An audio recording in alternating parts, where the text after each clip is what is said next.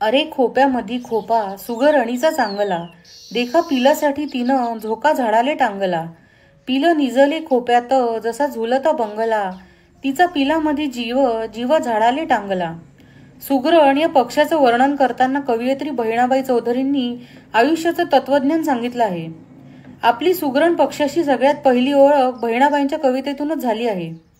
बहुतेक सगळ्यांना असं वाटतं की सुगरण मादी घरटं बांधते, पण खरं तर घरटं विणण्याचं काम नर करत असतो. जगातलं सगळ्यात सुंदर घरटं सुगरणीचंच असतं. बरेच वेळा तुम्हाला एखाद्या विहिरीत उगवलेल्या झाडावर, तळ्याकाठी किंवा बाभळीच्या झाडावर सुगरणीची पूर्ण आणि बरीच अर्धवट घरटी दिसली असतील.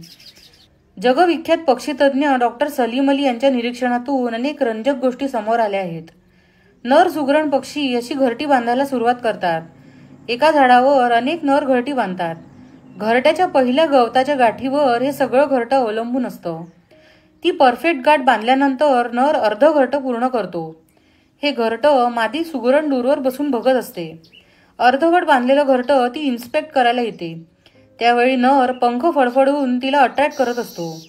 मादीला जर ते घरटं आवडलं तरच त्यांचं मीटिंग होतं.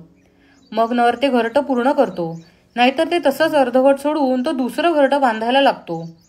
घरट्याच्या आतली बाजू मादी मातीने सारवते, जेणेकरून ते घरटं थोडं वजनी होईल. अंडी घालायची जागा मादी इतर पक्ष्यांच्या पिसांनी कव्हर करते. पूर्ण झालेल्या घरट्याचं प्रवेशद्वार एका निमुळत्या नळीतून असतं. इतर शिकारी पक्ष्यांना त्या सहजासहजी शिरता येत नाही, त्यामुळे अंडी आणि पिल्लं सुरक्षित राहतात. मादी सहसा हिरव्या गवताच्या पात्यांच्या घरट्यांचीच निवड करते. एक घरटं पूर्ण झाल्यावर नर दुसरं घरटं बांधायला घेतो. एका विणीच्या हंगामात म्हणजेच ब्रीडिंग सीझनमध्ये नर अनेक माद्यांसोबत ब्रीडिंग करतो. घरटं कितीही सुरक्षित असलं तरी साप आणि इतर मोठ्या पक्ष्यांचा त्यांना धोका असतोच. मादी पिल्लांची जीवापाड काळजी घेते. विविध कीटक आणि अळ्या हे पिल्लांचं खाद्य असतं, त्यामुळे ती शेतकऱ्यांचा फायदाच करते.